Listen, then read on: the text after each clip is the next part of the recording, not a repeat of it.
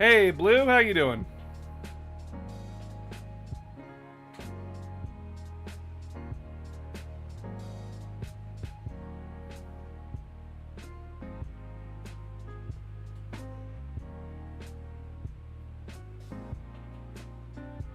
I'm gonna move that fan because it's blowing directly into the mic.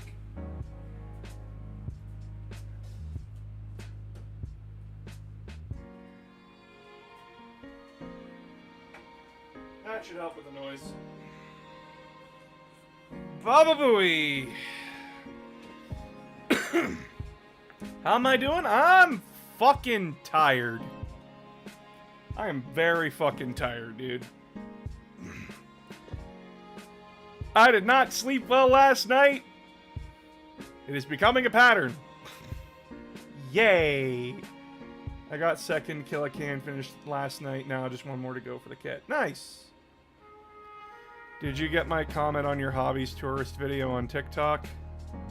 Yeah, you're not a tourist, you're a master. I am not a master, I am fucking average. I am nothing like that. Didn't sleep well late last night either, hence why I got a kill cans done. I was unproductive, so good on you for getting something done. I watch your Halo 3 review at least 5 times now. Well, thank you very much for the extra views.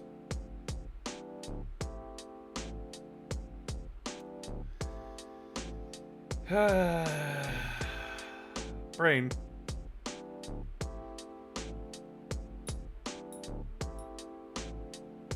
Guys, I just have a hyperfixation. It doesn't make me like the master of anything. I just know a lot about a specific franchise. Don't congrats me too much. I really need to clean my apartment. We all need to clean our shit. Clean up your house. Clean your room. Do your laundry. Wash yourself. It does wonders. It does wonders for your mental health. Yeah.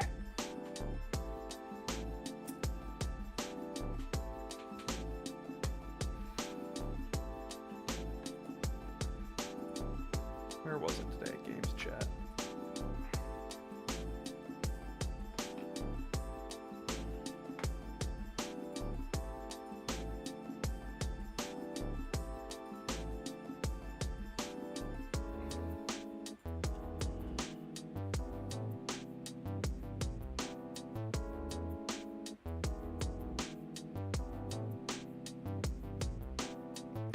So I might annoy you with this one. World Leaders versus Death Guard, who would win? Depends on who's leading, depends on who the fuck is where, and depends on a lot of shit.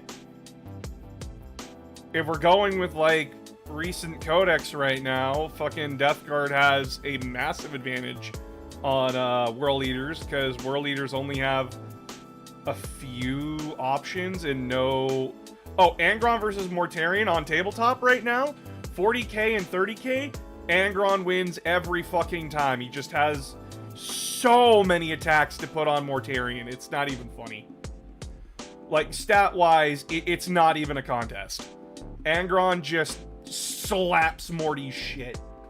Like, it's not even funny. I can find, like... Where's World Leaders? Where are they? There they are. Get over here. Where's Angron? Bring him out. Angron has 18 attacks at strength 8, AP minus 2, 2 damage. And he can reroll hit rolls of 1.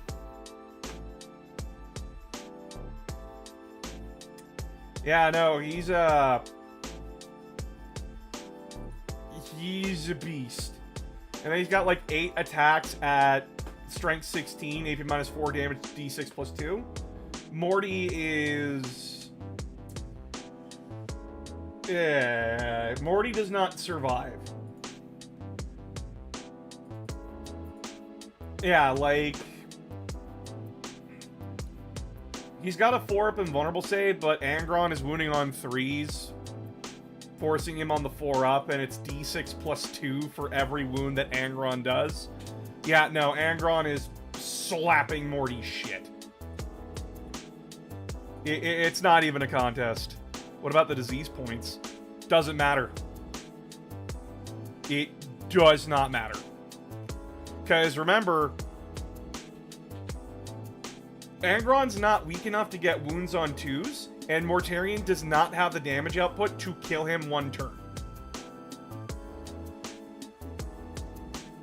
Who is the best Primarch on tabletop right now? Oh god, that is a question.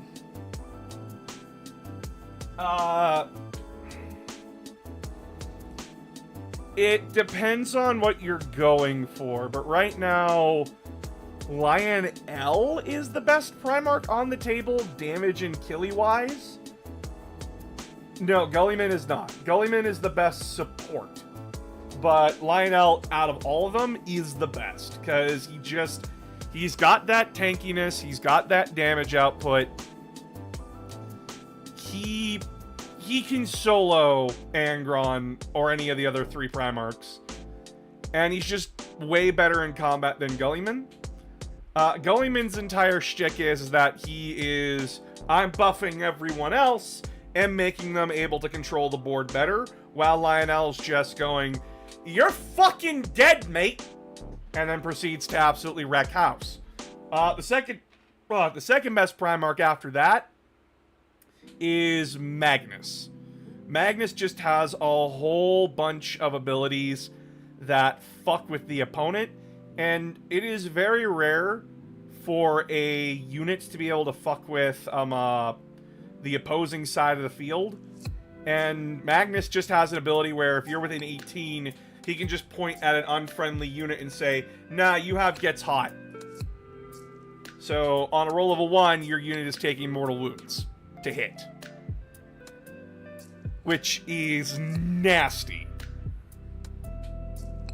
So like if you got a squad that fires off a lot of shots and Magnus is on the table, he's just gonna walk up to them and say, "Okay, go ahead and fire." It's gonna kill a lot of you. So there's that. Then it comes to an argument just on what are you looking for on the table. If you want straight up murder, Angron is your best option, but he's 1 model. What about Vulcan? How does he do on the tabletop? So, Vulcan does not have a model in 40k, he has a model in 30k. 30k rules are very different from modern 40k rules. Fundamentally, like on the outside, they are the same, but mechanically on the inside, they are not. Vulcan in 30k is a very tanky commander. He has pretty much immunity from flamethrowers and melta-weaponry, and he hits really damn hard. He is one of the tankiest Primarchs out there, but he is easily outmatched by Horus, Perturabo, Angron, and God, there was another one.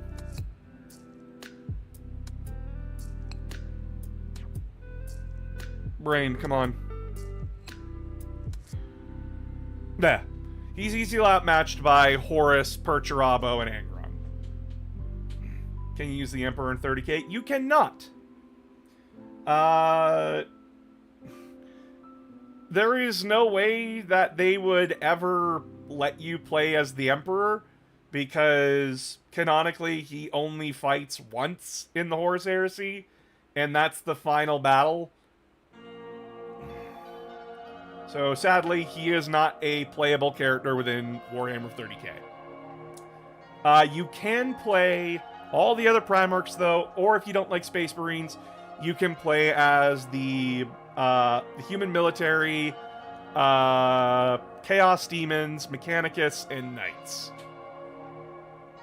I know that's not a lot, and a lot of people give Horus Heresy shit for that, because it's just like, well, why can't we play Orcs and Eldar, because they were there during the Heresy? It's a whole thing. Blurg. Still, 2 really fun games and systems.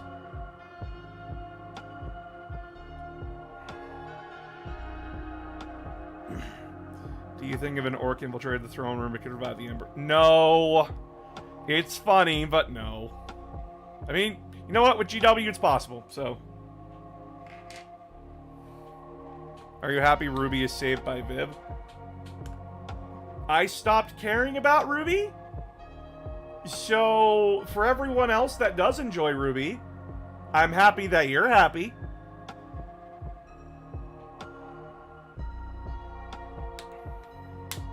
But I stopped caring about Ruby. I checked out.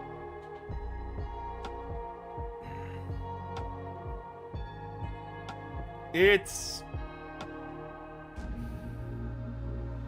writing is all over the place, and learning about its history and that Monty Ohm had no fucking plan for it. So everybody's just like, they're ruining Monty's vision. Monty didn't have a vision. Monty Ohm did not have one. He only wanted to make cool fight scenes, and then said, yeah, no, we can do like stories and stuff with it. You just gotta write around the fight scenes. And then that's what they did. Very poorly. Just leaving a team of orcs storm near the Golden Throne Room to revive Humi's God Emperor. Well.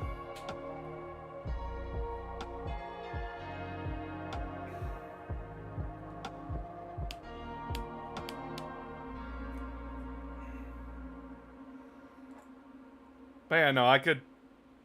It's great that, like, Ruby and a lot of other Rooster Teeth stuff was saved. It's very shit what happened to them. But, Ruby, I checked out of Ruby a long time ago.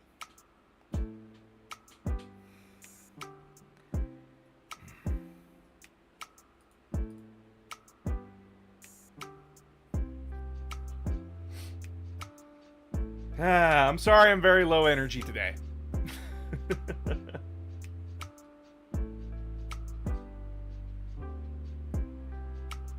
I love their collab with Justice League. Good for you! It's never happening again. Thanks, Warner Brothers. Papa Nurgle is life, Papa Nurgle is love. Stop that. So what's your favorite army to play? I haven't been able to play much recently. Mostly because I'm making stuff for all of you. I have no time. But my favorite army right now is Chaos Space Marines. Love me some spiky boys.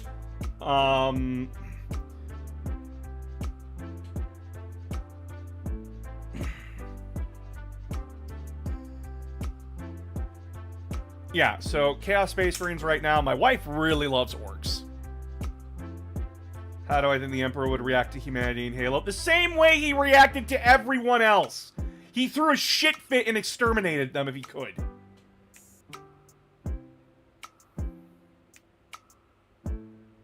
How do you think the genocidal maniac would react to the UNSC?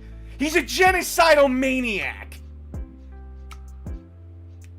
That's... The Emperor, good person? No. He is very much a douchebag. To the nth degree. He's a dick. Also, all of you on TikTok, please go to my YouTube and subscribe. Please, I'm begging you. I just, like, that... I know that's common sense to my brain, but come on! I feel like the Adeptus Mechanicus would scrap. They would not! They would get a fucking boner for it. Proceed to study and learn. I'm subbed. Thank you. But yeah, no, the Mechanicus... Guys, something that you need to learn about the Mechanicus is that they scream that, like, tech heresy is the most egregious sin one could cause, yet they regularly do it on a regular basis if it benefits them. And the Halo rings is one of those things where they go...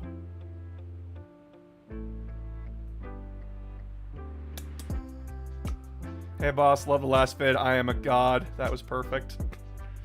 Don't let me have an energy sword in any Halo game. Just don't let me have one. I am insane with an energy sword. Is it better for you or for us to watch on YouTube or here?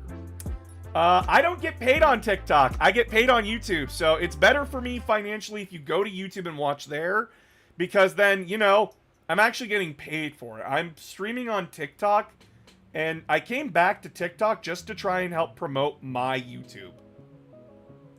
Because, like, hey, if you're not promoting, you're not promoting. So, like, I'm making it well known whenever I'm streaming that I am streaming on YouTube and Twitch as well. So TikTok people can, you know, get off this and go somewhere else that's actually helpful and productive to me.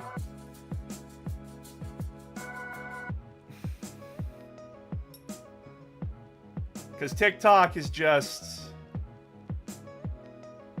It helps get gunk out of my brain. But, like, it's not what I want to be doing mainly. I want to be doing YouTube and Twitch mainly. And sub. Thank you. Thank you for the sub.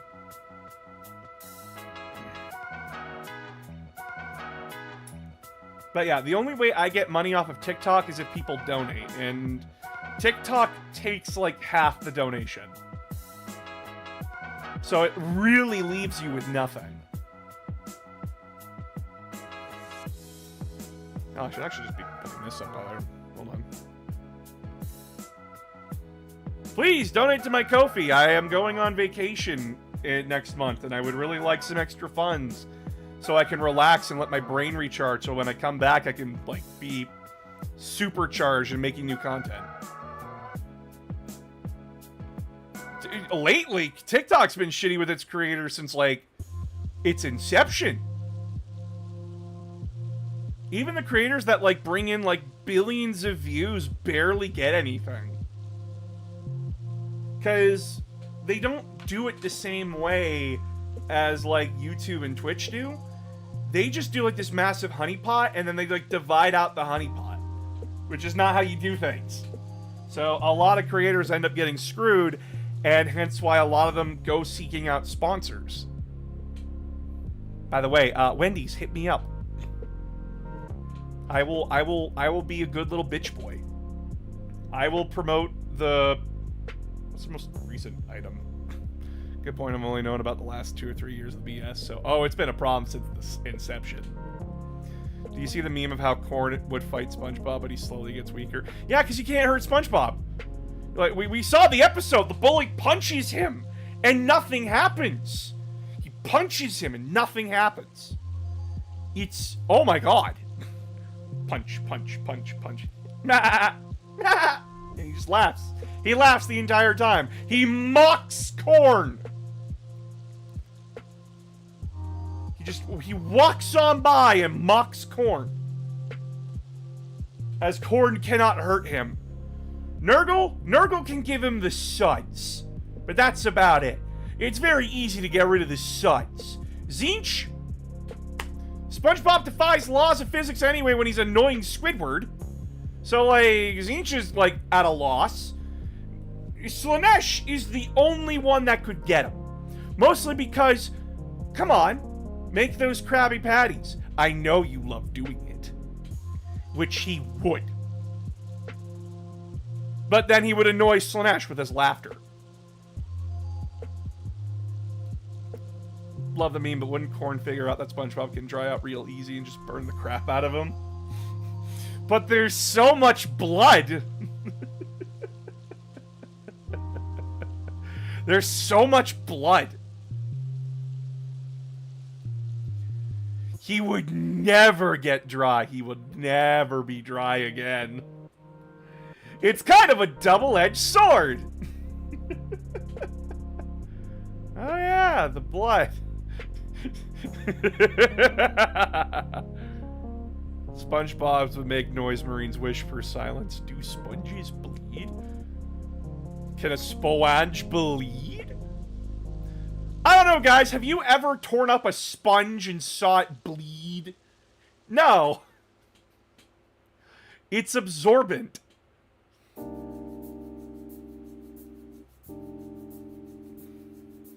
Like, what?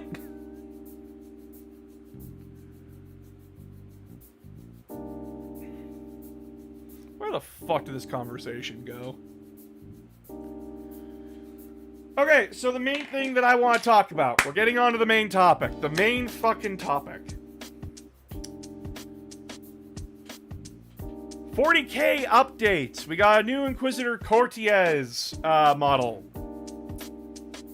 Everyone hates it. People say it's very generic. I responded with Cortez was always generic. What's your point? Does the model not look good? Yeah, it looks kind of piss. It doesn't look good. Why is the eagle on its own? I hate when models do that. When, like, they got, like, the little token right beside it, and then it's just, like, the main character. I don't like that. Doesn't look the greatest. Sorry. That is something that I will... Isn't Cortez the walking judge chair? No, hold on. Agents of the Imperium, where are you?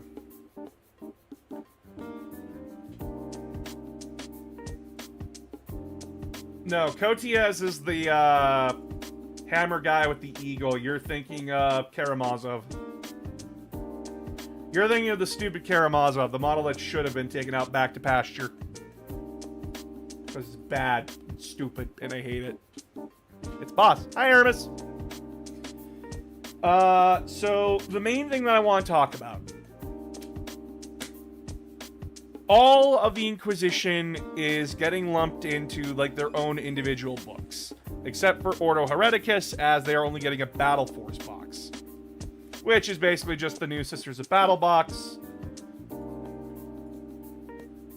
That has an inquisitorial retinue.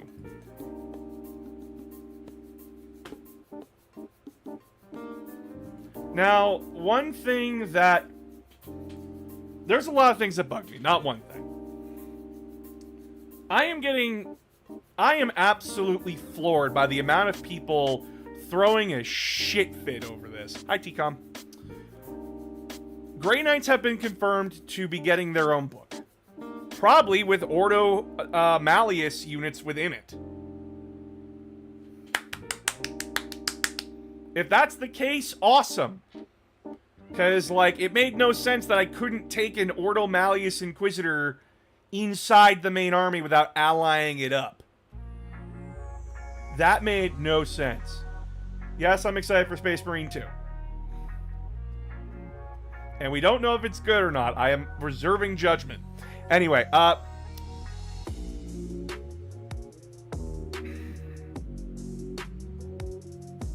we do not know what these books are gonna have and what they won't have. We won't know until they're out. But I'm seeing a lot of people saying these books are going to be shit. How the fuck do you know? You are prejudging something. Like, what? I want Deathwatch to get their own book. They are. It's going to be Ordo Xenos. They are getting lumped in with Inquisition. As I said in the video that I made on TikTok, because I just need to vent it out a little bit. Do you know how many data sheets fucking Deathwatch has right now? On their own? Like, not taking in anything or anyone else into the army into account. 1, 2, 3, 4, 5, 6, 7, 8, 9, 10, 11. 11 data sheets. 11. And 7 of those are recycled. Recycled units from Space Marines as a whole. They are kind of fucking redundant. So yeah, no shit that they would get lumped in with Inquisition. Who also, might I add, does not have a massive presence. You have the Assassins, which are 4 data sheets in total. Then you got the Rogue Trader Entourage, Voidsman at Arms, Imperial Navy Breachers, Subjugator Squad, Exaction Squad, Vigilant Squad, and then the named Inquisitors and Inquisitors in general and their retinue. So that's a total of 1, 2, 3, 4, 5, 6, 7, 8, 9, 10, 11, 12, 13, 14, 15, 16, 17 sheets. Together, they make 1 codex.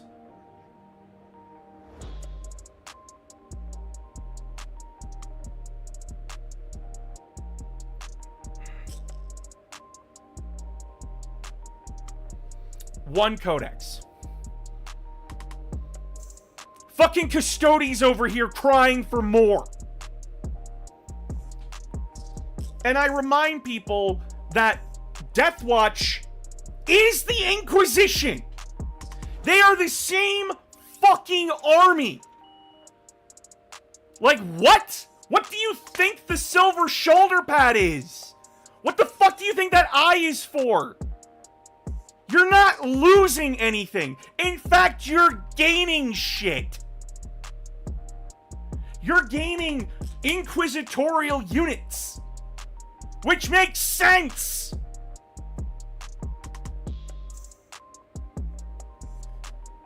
You're letting the army be fucking unique. Instead, like, I looked at Deathwatch. I talked about Deathwatch. The main problem with Deathwatch, when you look at them right now, especially back in 9th edition, what was the point in taking any of the kill teams? What was the point? What was the point? Because guess what? You could take any of the Primaris units. Any of them. Why take the Fortis kill team? Why limit down your firepower? Oh, well, you could have like 4 Hellblasters in a squad with like 6 Bolters. Or I could not be a dumbass and take a squad of Hellblasters. Like, what? Why the fuck would I ever cap a unit in the knees like that? Especially since they don't do anything for each other anymore.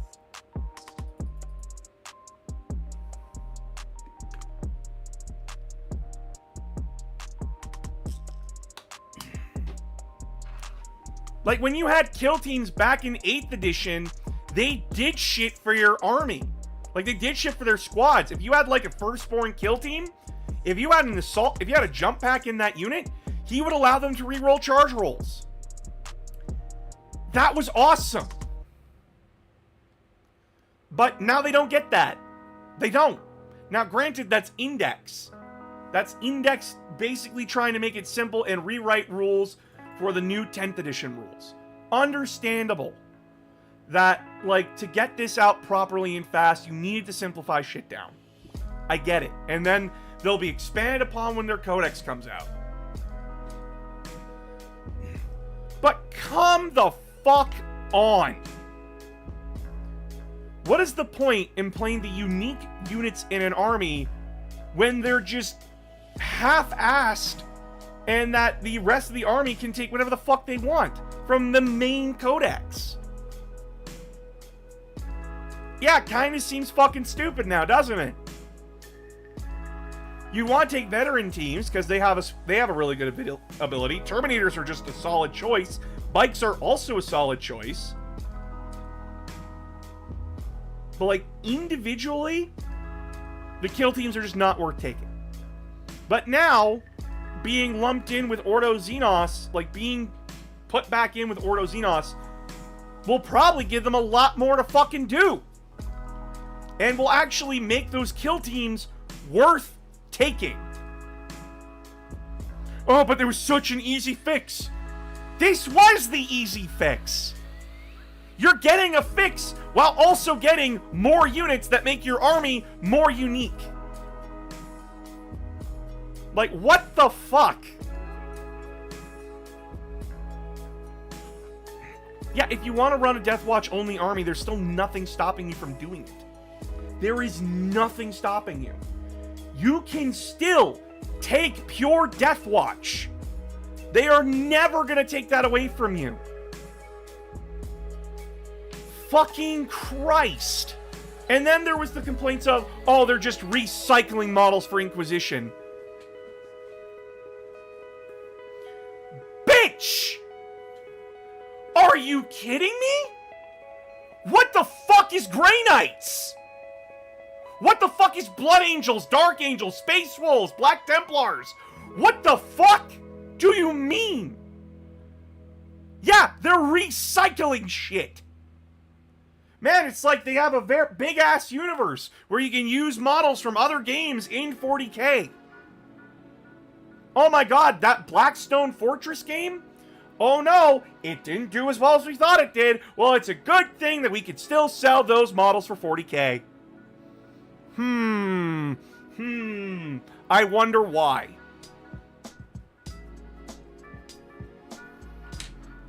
And again, Deathwatch is a recycled army. What are they? They're Marines painted black with upgraded shoulder pads. Shock of all fucking shocks.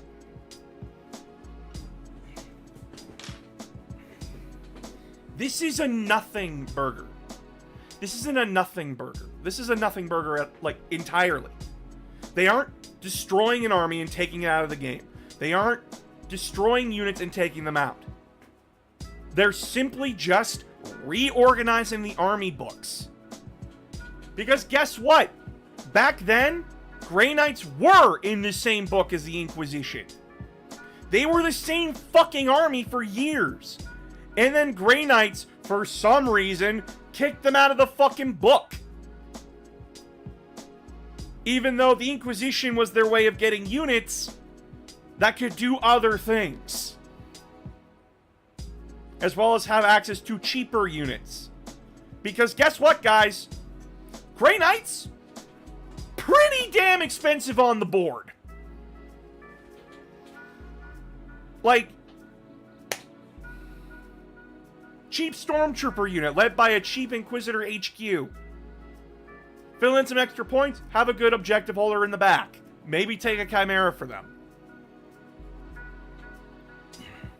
Or, and as well, Inquisition has lost a lot of character over the years. Like, we don't even have the classes of Inquisitors anymore. We used to have Ordo Malleus Inquisitor, Ordo Hereticus Inquisitor, Ordo Xenos Inquisitor. And they all had, like, their own special loadouts and equipment that they could take. Now we don't have that anymore. We just have generic Inquisitor with some options. If you want a specialized Inquisitor, you gotta take a named character. But what if I don't wanna? Well, then you get the shitty regular Inquisitor. That sucks. But now, with them being put in together again, we might actually see Ordo Xenos Inquisitors come back. And actually, like, have special loadouts and options. I would like to see that. I would very much like to see that. And again, it gives Deathwatch more character. Both on the table and in the book. Because again, 11 data sheets isn't a lot. Especially when 7 of them are redundant.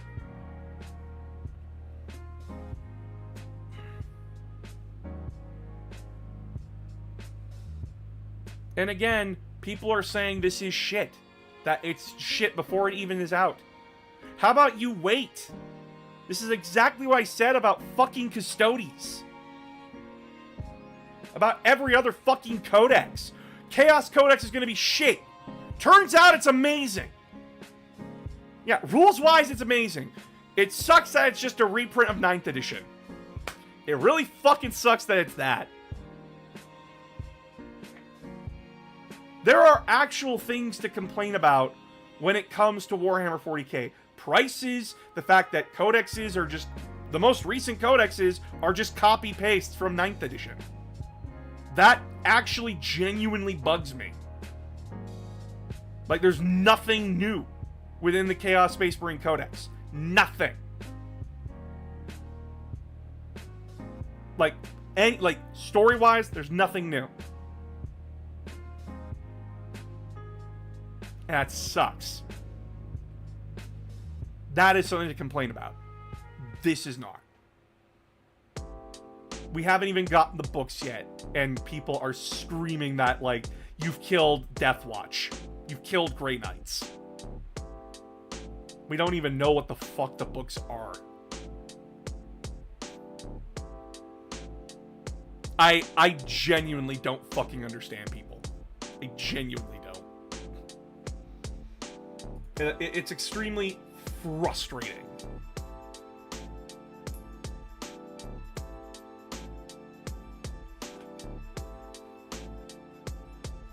Especially seeing the dumb fucking arguments coming out of people.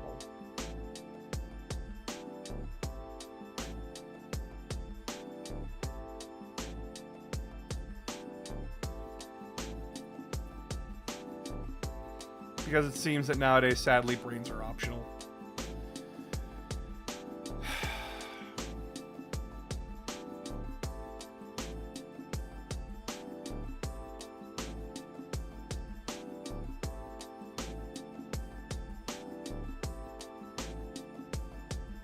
I already have to redo all the Warhammer Army guides when the codexes come out.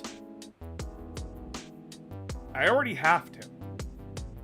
Because then my army guides are out of fucking date.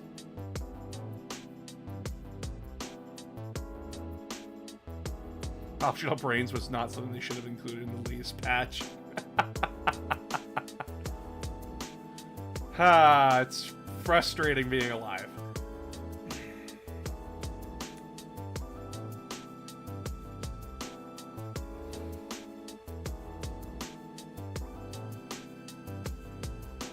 There is a lot that I want to see from 40K. This was something that I wanted to see. I wanted to see Inquisition get some love. And they did. They got brought back in to the other books. They are a part of Deathwatch. They are a part of Grey Knights. We don't know exactly how they're going to do it, but if it's Deathwatch getting more access to Inquisition stuff, and Grey Knights getting access to Ordo Malleus Inquisitors again, which are cheaper HQ units, I'm all for it. What was the name of that one shadow that loved to kill and torture its victims? That would be Night Lords. Introduce Tau. It's the same thing over and over again. Yeah, it's really annoying. Kind of a vampire vibe to it. Blood Angels? They don't love to torture and kill victims. They just kill them.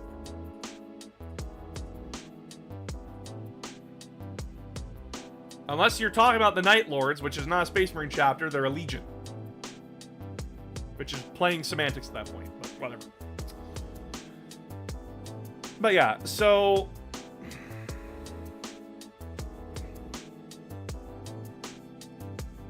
that's something that was frustrating me today.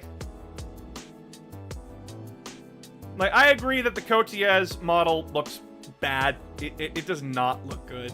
It looks... Oh god, let me find it.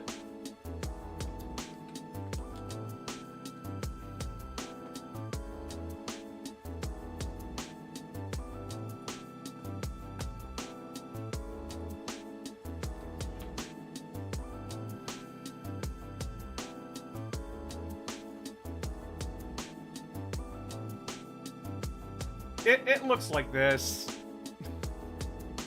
It does not look good. He looks very generic. He's got a scrunched face. A really scrunched face. Why is the bird by itself? Why do you do this?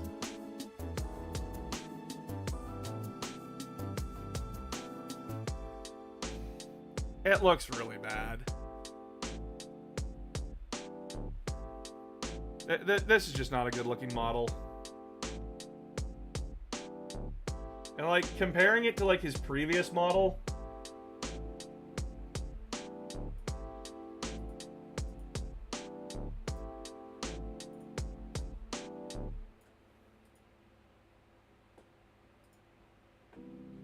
Like comparing it to the previous model, look at that. That looks a lot better. It looks like actual power armor. Sure, it's still like overly designed and not very good, but like it's better than the new one by like a wide margin.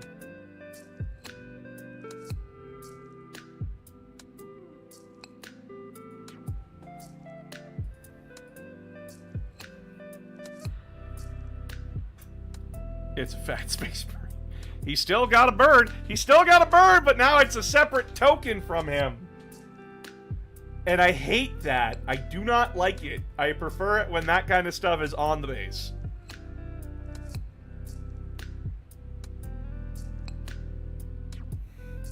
Because now you know they're going to charge extra for that bird. They're going to charge extra for it, because that's an extra sprue.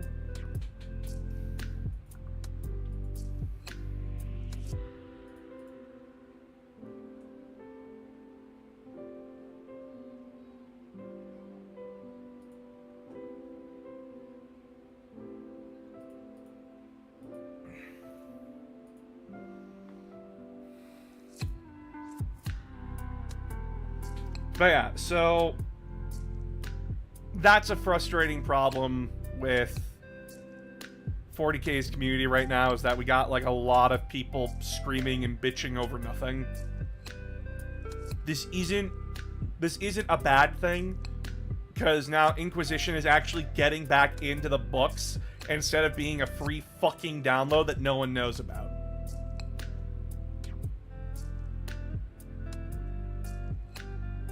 Which, fucking cool.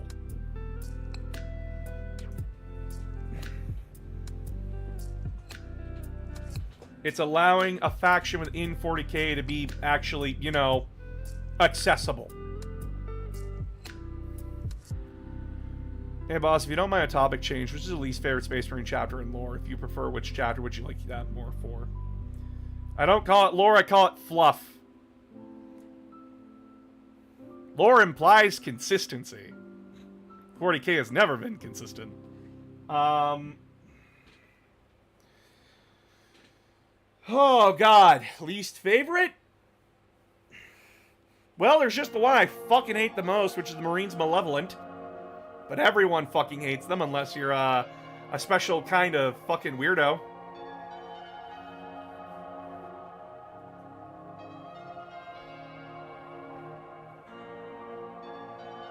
That's low-hanging fruit. So let's go with the actual chapter that I don't like that much. High Blood Angels. Now, why do I not like the Blood Angels? Why are they my least favorite? They're boring. They are extremely boring. Now, for Space Marines, that's saying something, because Space Marines are already pretty fucking boring. Like, a lot of people, like, y'all read the books, Space Marines are incredibly one-note.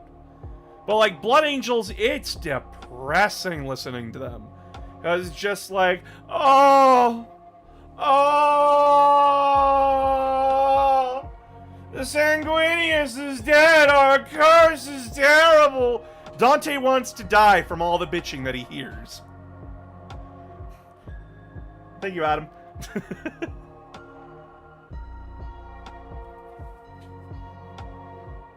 Cries and Blood Angels. I'm sorry, Aramis. And again, just because I don't like a chapter does not mean that you cannot like it. Please, if you enjoy Blood Angels, there is a lot to like about them. I just don't. I just find them extremely fucking depressing and annoying and boring. They whine more than the Raven Guard do. Now, it's probably because, like, they have more books than the Raven Guard do combined. And, like, we get a lot more Blood Angel angst than we do fucking Korax angst. But still, they're my least favorite. It also doesn't help that red is not my favorite color. And their main color scheme is mostly red or black or gold. 3 colors that, like, cool. And a lot of people are going to say, like, but what about Dark Angels? They're green, black, and white, and, like, bone white. Yeah, no, I give the Dark Angel shit over that, too.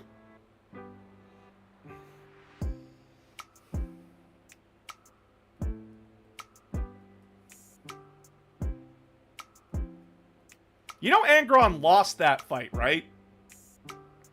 Like, Sanguinius beat Angron's ass? It's not the other way around? Red has been my color since childhood. Thanks, school district. And again, if you like Blood Angels, all power to you. There is stuff to like about them. I just find them incredibly annoying.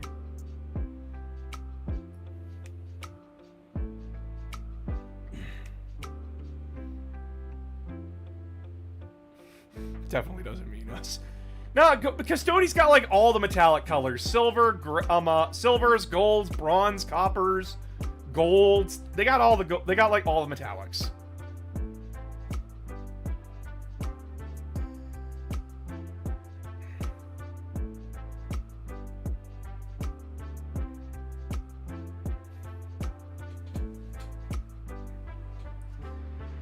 My favorite chapter will always be Ultramarines for the Loyalists. And now a lot of people are going to be like, oh, you make fun of Blood Angels, but your favorite is the vanilla? Yes. I like Ultramarines.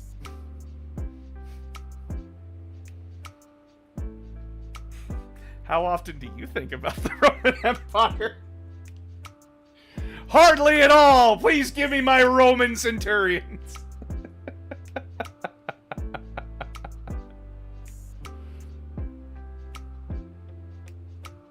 I like modern Ultramarines. I like 30k Ultramarines. I like what they have done with them. I like back in 30k that they actually did have character in that they were so sure of themselves, and then when their reality comes crashing down around them, they don't just, like, go, oh god, this could never happen. They acknowledge that it did, they learn, they adapt, and they improve. They don't just sit idly by and go, this can't be happening. They go, oh shit, the word bearers are shooting at us. Why are they doing that? They ask questions, they learn, they adapt, they start fighting back. It also helps that Gulliman is one of the more interesting Primarchs out of his brothers. And the fact that, like, yeah, 30k, like, reading Horus Heresy and having the Primarch as a main character, really fucking boring unless it's Horus. But then, like, when you get to 40k and it's Gulliman who's been a fish out of water, that makes him interesting. It makes him interesting interacting with the Ultramarines. It makes the Ultramarines interesting interacting with him. Because it's a Primarch out of time, along with his sons, who have, like, looked at this man in a stasis chamber his entire life, for, like, their entire lives, and now he's back, and they're just like, maybe he'll be impressed with us. And then he's just like, what the fuck is wrong with you? Hearing that shattered them. Like, they thought they were doing a good job in upholding his principles, and he's like, you're a fucking idiot.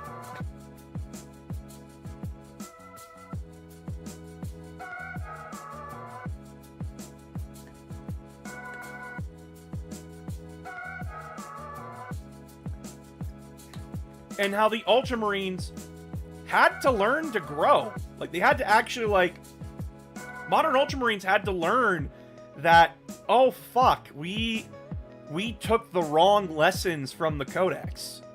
Because as Gulliman put it, the Codex was not to be a Bible. It was not to be this thing that you worshipped. It's a fucking strategy book. that doesn't have every fundamental strategy within it. You look to it for guidance, and if it doesn't have what you need to learn for yourself. That was the point. And when he started seeing how the Ultramarines fought, he was mortified. It's why he gave Marneus and all the chapter leadership such shit. And instead of, like, falling inward on themselves and being like, the Ultramarines took the criticism, they understood it, and started working to fix it. I like the Ultramarines. Yeah, sure, they get a lion's share of the fucking development compared to a lot of the other first founding chapters. Like, I think, representation-wise, son of a bitch. I think representation-wise, it's like Ultramarines, Blood Angels, Dark Angels, Space Wolves. I think that's how it goes. But yeah, no, that's why Ultramarines are my favorite. They can still be incredibly boring, do not get me wrong. Space Marines in general are incredibly fucking boring.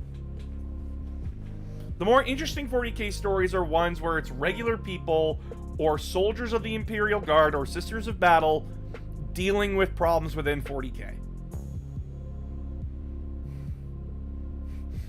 You absolute dumb fuck. It was just a guidebook, not Lorgar's fucked up Bible. Not Lorgar's fucked up fanfiction.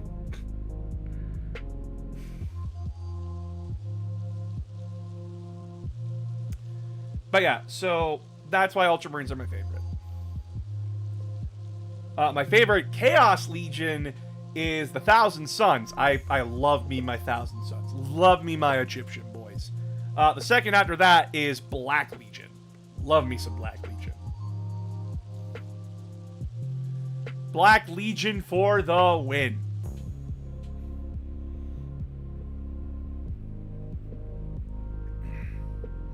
I know, like, a lot of people are gonna call me, like, a fucking vanilla-loving bitch.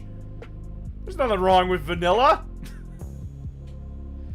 I have a problem with loving power armor too much.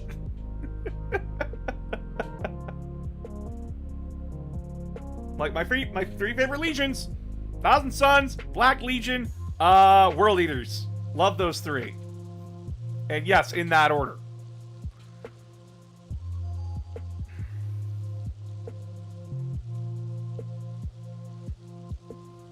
It needs a good flavor. Why not enjoy it? Exactly. I like Neapolitan.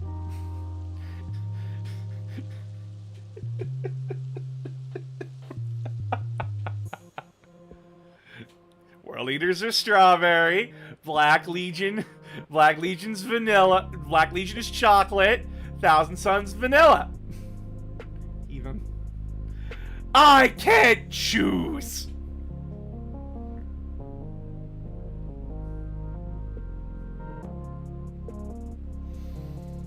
Look, MOPP4 is just shy of power armor anyway. Let me shut up, bitches. Let me suit up, bitches.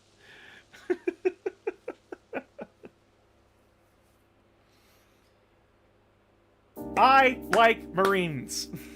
What flavor is the Night Lords? Flesh?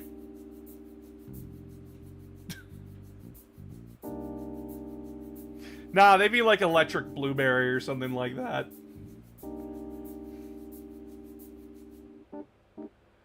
I love watching Lorgar get his own book quoted and seeing him pulling his fucking hair out. He can't pull what he doesn't have!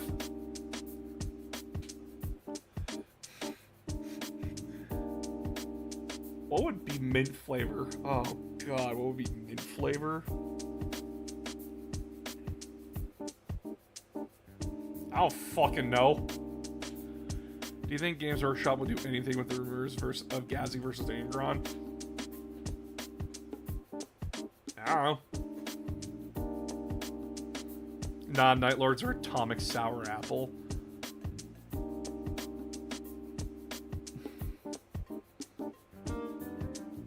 Salamanders are mint. Yeah, I'll take that. Mint does hit your receptors like spice, so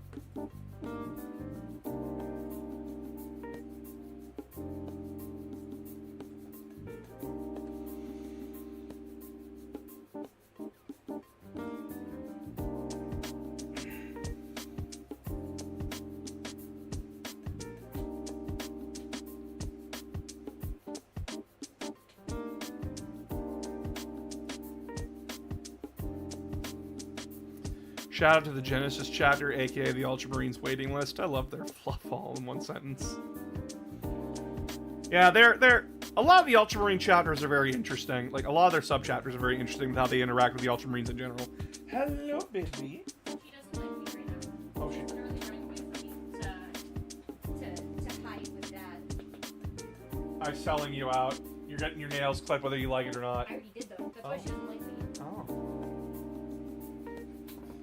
Well, maybe if you stop scratching shit, maybe we wouldn't do this to you.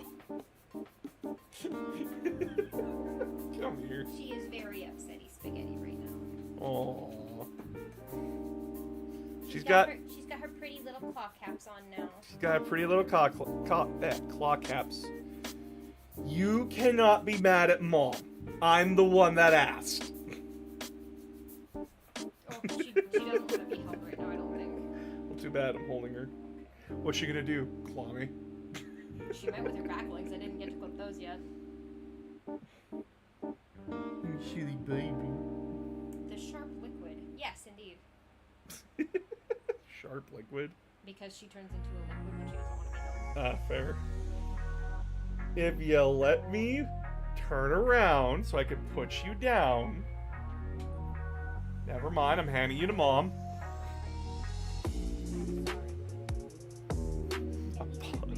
Apology not accepted, she goes. Please donate to the Ko-fi, I beg of you. I would like some extra cash for when I go on vacation. Appreciate and love. Wasn't it one of the Omnibooks where the Ultramarines fourth company meets up with one of their successors? The successors try telling them the Codex is a guide, not the law. There's a few times. I think it's the Nova Marines that are... The Nova Marines are a very decorated chapter within the fluff. And their personality could be anything further from who the Ultramarines are. Basically, they were made up of the more independent thinkers of the Legion. And they act very independently.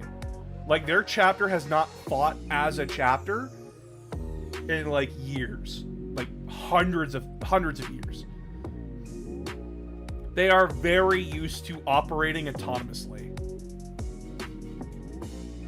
The Nova Marines are super Codex followers. They are not. They are not super followers. In fact, like, the Primaris Marines are so fucking... Like, the Primaris Marines that are sent to them are so fucking floored with how different they are.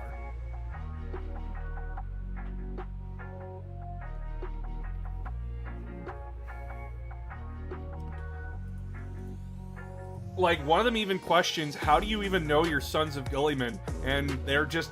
The response is, because we get it tested regularly. And we know we're Sons of Guilliman.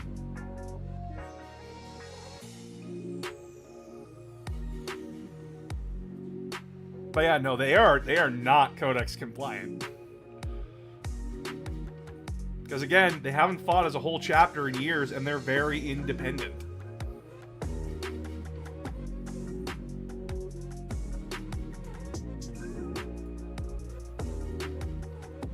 No, that's going off of like the most recent, like, that's going off of like Plague War and Dark Imperium and Godblight, where they actually are prominent. Y'all remember when the Minotaurs got banned from all of Ultramar because they fucked with an Ultramarine successor chapter? Oh yeah, no, the Minotaurs got fucking, like, if you dare show your face anywhere near Ultima Segmentum, we have the right to fire on you.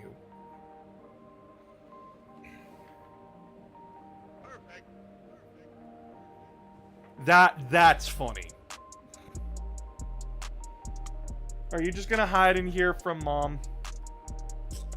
Are you just gonna hide? Hey, don't chew the nails. It's bad for you. Okay, they're set. She can't rip them off. Good.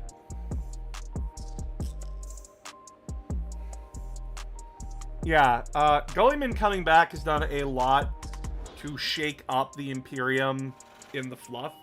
Like, you can feel his actions in other books, whether stated directly or not. One of the biggest ones is the Custodes books. that new Custodes character and Sister of Silence character, their book is directly tied to actions that Guilliman did. Because Guilliman fired the previous High Lords, and they tried to pull a, for lack of a better term, they tried to pull a January 6th. Those High Lords try to pull a January 6th, and it blows up in their face horrifically. The ones that he fired.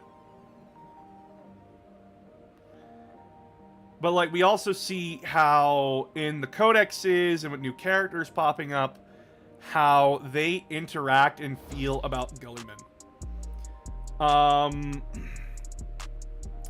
He's a very polarizing figure to a lot of people.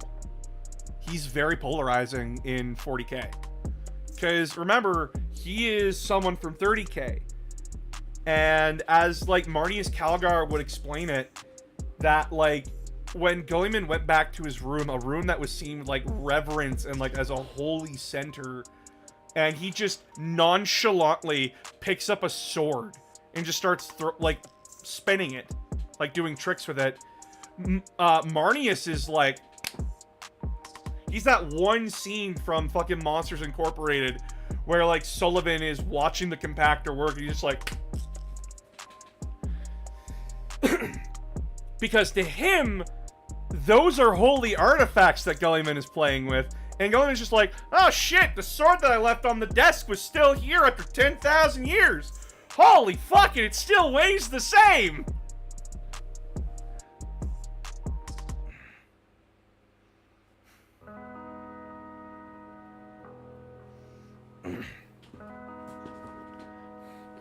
And that's hilarious. Like, having that, like, reaction to him. It's implied Guilliman planned the entire coup so we can get most of the Bad High Lords out. I don't remember. I'd have to go back through it. But basically, we also see, like, the Imperial High Command for the military freak the fuck out, too. Because he fired the High Lord that was in charge of them and replaced them with someone who's actually competent.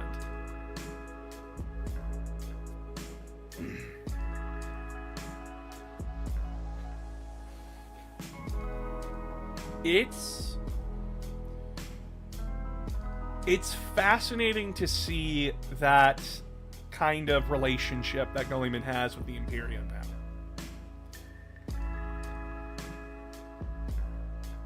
And seeing how that Imperium reacts to him. Because remember, he came, like, in Dark Imperium, he says, I came in swinging, and then I was hit with an avalanche of bullshit. With Guilliman back, who took over the rank of Lord Guilliman, that's a rank that was removed.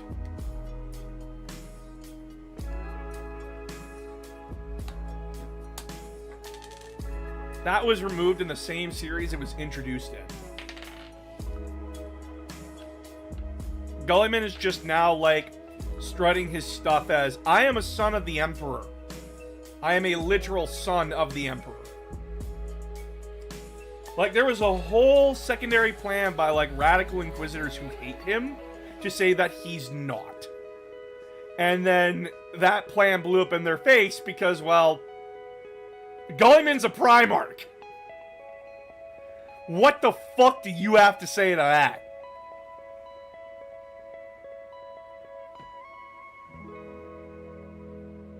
And it's been interesting also seeing the perspective of the Sisters of Battle when it comes to Guilliman. Because, like, some of them are like, oh my god, it's the Emperor's son.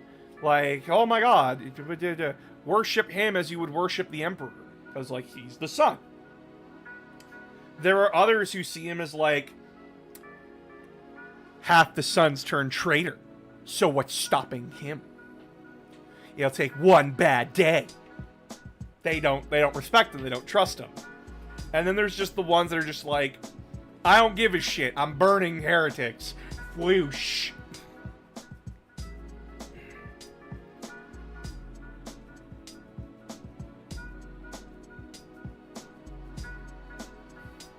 I think my favorite fan art of Gilliman is him lighting a cigarette with the Emperor's sword surrounded by mountains of paperwork.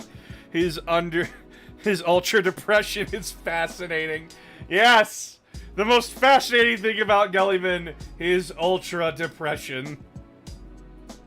How sad are you, Gilliman?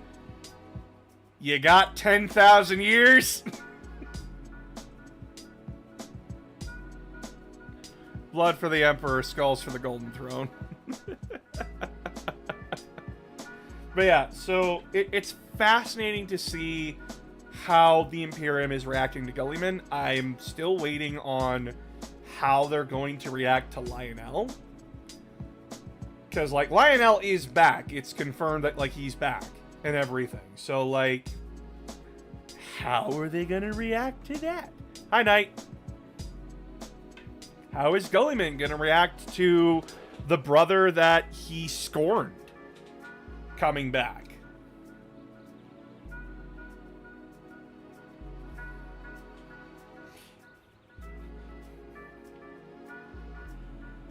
I came up with a bad Warhammer take at work. The Emperor's our time is Bigfoot. He just shaves off. That's funny. He always said, like, I was always in the background. Giving, like, his backstory and everything, and, like, Death in the End. I was always in the background. I lived a natural life. What if his natural life was that he just fucked with people as Bigfoot? That'd be hilarious. I wonder how Asmodai is feeling with that he's not going to earn any more Black Pearls. He's not happy. He's not going to be happy about it. The fucker heard one person laugh and then forced the whole company that guy was in to stay silent for a year. He's a fucking dick. I don't like Asmodai.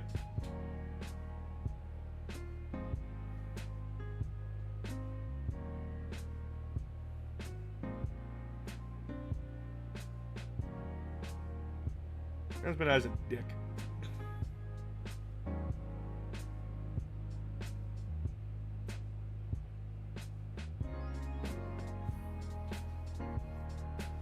Remember, the Emperor is canonically trans. Yes! In Death in the End, it is revealed that the Emperor has lived many lives in many forms. He was a man, he was a woman. He lived however he fucking wanted.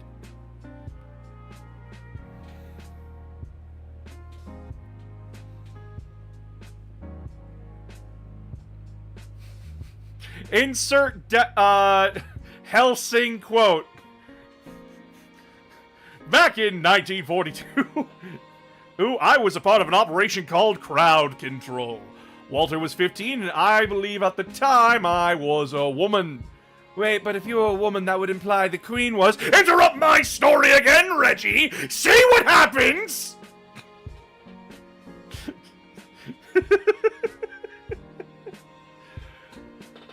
The Emperor is LGBTQ!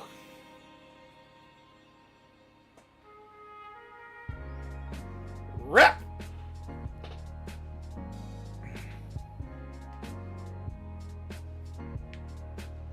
Oh my god, he is the disastrous gay. Phoenix! Come here.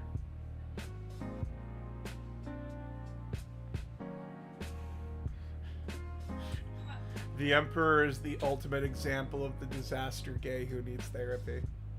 Yes, and? I thought this was obvious. I thought we knew this. I love you. I love you. You make me very happy, you know? You make me very happy. You should drink more of your water. I'm working on it. How goes my man? Hope all is well. I'm tired. I'm gonna be ending stream here right away so I can go cook dinner. I'm making chicken. I will go grab the chicken from the freezer. Thank you. Can you get the oven heated too? What is it? I think it's like $4.50 for them. So what I'm planning to do is that we have chicken, like we have breaded chicken burgers. We're not gonna have chicken burgers tonight. We're gonna have chicken wraps. So what I'm gonna do is that I'm gonna chop these chicken burgers up after they're cooked. I'm gonna chop them up, and then I'm gonna put them with veggies. I'm gonna fry them with veggies, and then we're gonna have chicken wraps. The only thing that I hope to see is a civil war among the Dark Angels about the Fallen being redeemed. That is going to be interesting to see how Lionel deals with that. Especially, like, yeah, Lionel has developed as a character. He has changed massively from who he was in the Horus Heresy. But, like, just because you changed doesn't mean that others are going to change with you. It was jarring for the Dark Angels when Guilliman came back. Now it's jarring for them when Lionel came back with the Fallen backing him up. Now, Lionel is still going around killing fallen angels. Like, he hasn't forgiven all of them. He's only going to the ones with an open hand that were tricked or were just, at worst, renegade. He does not go to the corrupted ones. If he does run to a corrupted one, it's off with their head. Yeah, but change doesn't always mean bad either. It depends.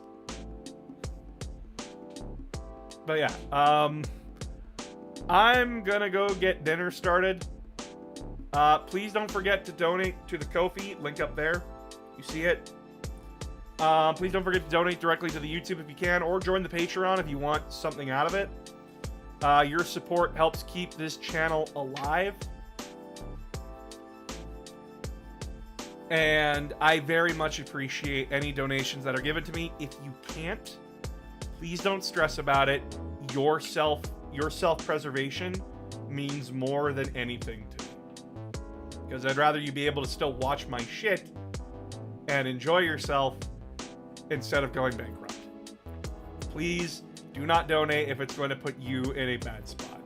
But if you can donate, I very much appreciate it. But until next time, everybody, when we come back, I will be playing more Mario and Luigi Superstar Saga, and we will go from there. Good night, everybody.